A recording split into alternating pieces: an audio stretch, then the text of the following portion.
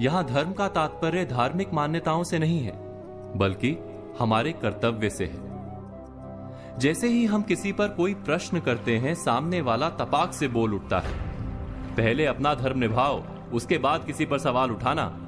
वो कहना चाहता है कि अपना काम ठीक से करो, फिर दूसरों पर कार्य ना करने का आरोप लगाओ। हम अक्सर एक दूसरे पर उसके धर्म पर खरे उतरने की मांग करते रहते हैं, बिना ये सोचे कि धर्म वास्तव में क्या है, उसकी हमारे जीवन में कितनी भूमिका है। एक व्यक्ति का समाज में क्या धर्म होता है, एक पति या पत्नी का एक दूसरे के प्रति क्या धर्म होता है, या धर्म के कितने स्वरूप हो सकते हैं।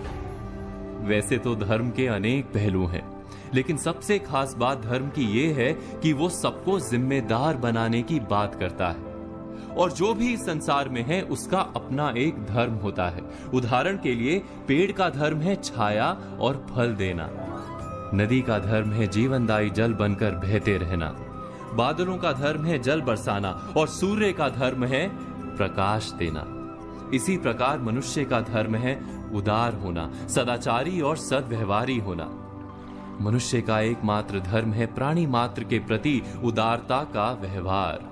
इसीलिए भारत में कर्म से अधिक महत्व सदाचार को दिया गया है। सद्व्यवहार ही धर्म है, क्योंकि इस सद्व्यवहार में कर्म, धर्म, नीति, ज्ञान सब शामिल है।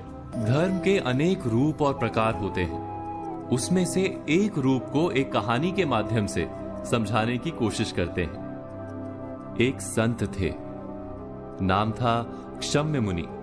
सहायता और सहनशीलता को उन्होंने अपना धर्म बना रखा था।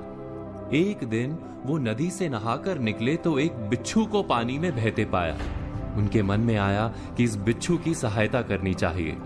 उन्होंने बिच्छू को पकड़कर बहती जलधारा से बाहर निकालने के लिए हाथ लगाया ही था कि बिच्छू ने अपने स्वभाव और अपने धर्म के अनुसार डंक मारा।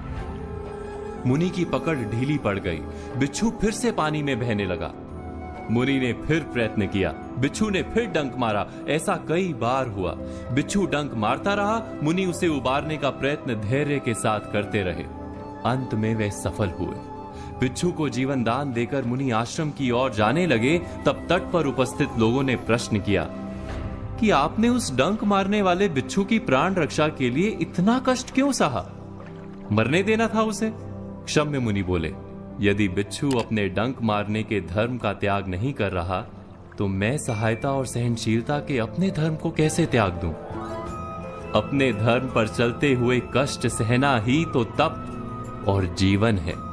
व्यास मुनि ने कहा है, संक्षेपात कथ्यते धर्मो जना किम विस्तरेण वा परोपकारा पुण्याय पापाय परपीड़नम।